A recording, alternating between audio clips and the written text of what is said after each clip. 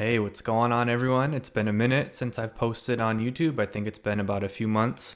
There's been a couple reasons why I haven't posted. I've been very busy over the past few months. I got married over the summer and went on my honeymoon, so I was pretty occupied with that. And then when I did have time to sit down and record a video, I just didn't have the mental energy or the desire to really do it. I did try to record a couple of videos, but when I did, I had some technical difficulties, so those videos never made it out. There's actually two different things I'd like to talk about. I want to talk about She-Hulk, which just ended about a week and a half ago, and then Black Adam, which actually just came out last night. I was initially going to post two separate videos, one for each of these things, but I ultimately decided I can't be bothered to record, edit, render, and then upload two different videos, so I'm just going to do them both right now in the same video. I am going to avoid spoilers for the most part because, like I said, She-Hulk just ended about a week and a half ago, which I think is still within the window of no spoilers, and then Black Adam just came out last night, so obviously I'm not going to be spoiling anything for that as well. I'll start off with She-Hulk, and the way that I feel about She-Hulk is very similar to how I've been feeling about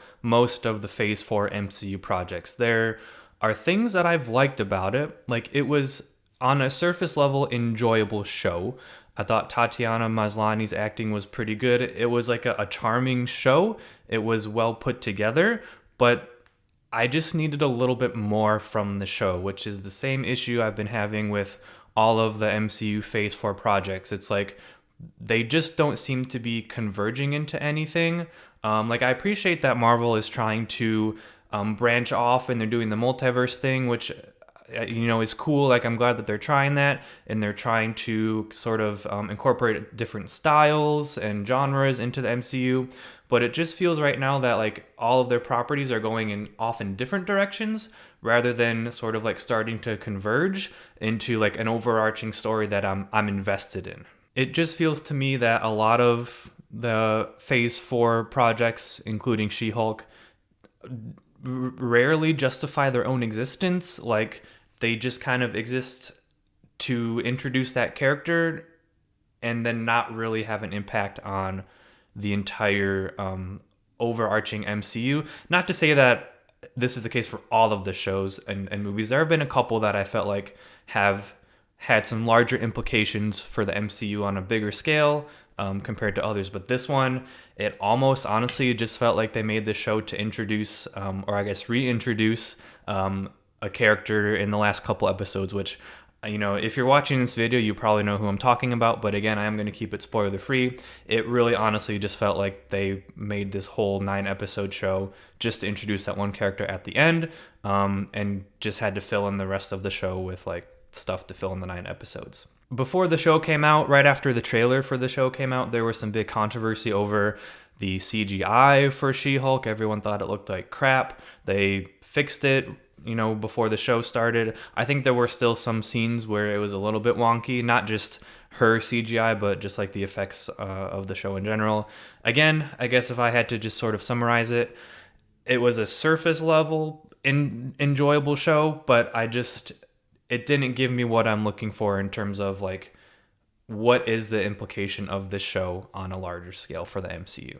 Speaking of reintroducing characters, let's talk about Black Adam. Now, Black Adam, I actually have some similar things to say as I did about She-Hulk. This was a overall enjoyable movie. I was talking to my wife as we were walking out of the movie. There were components of this movie that I thought were really, really entertaining, and some that I thought were really, really poorly done. Some of the dialogue in this movie was really corny and cheesy and really generic. A lot of the dialogue made it sound like the actors were acting. It didn't seem like they were playing a character. It just felt like the writers were this is a cool line that we're gonna have someone say in this moment, and it just it didn't work for a lot of it. The CGI was hit or miss. The visual effects, there were some that looked really cool, there were some that looked a little bit wonky, so it was kind of a mixed bag there. I will say that this movie kind of dragged on in the last half an hour. There was a moment where it felt like the story had kind of ended. It felt like the movie was ending, and I'll be honest, I actually took out my phone for a quick second to check the time, and I was there hasn't been like a climax yet. It hasn't felt like there's been a big climax yet. And it feels like there's still more of the movie left. And then that's where the climax happened, which kind of dragged on, and just the pacing near the end of the movie was a little bit off, I would say. There were, though, some really cool action sequences that I thought were really well executed. The first time that we see Black Adam in action is a really well done action scene. I thought it was cool. Like, it was very, very stylish. It was a unique style that you don't always see, and there were a couple more scenes like that. So while a lot of it was heavily visually effects based, I did enjoy some of it. Dwayne Johnson, The Rock, I thought, did his best in the character. Like, this is a character he's been fighting to play for like over 10 years now. And I thought like he carried the movie more or less. So, there were things that I enjoyed about it. Overall, I would say, an average movie, like a fun time, if you're willing to accept that there are some really stupid decisions that are made in terms of like the making of the movie. There is an end credit scene to this movie, which I will definitely not spoil for anyone right now. The implications of which are really interesting to think about. I'll say it was not an expected end credit scene that I don't think I thought I would ever see.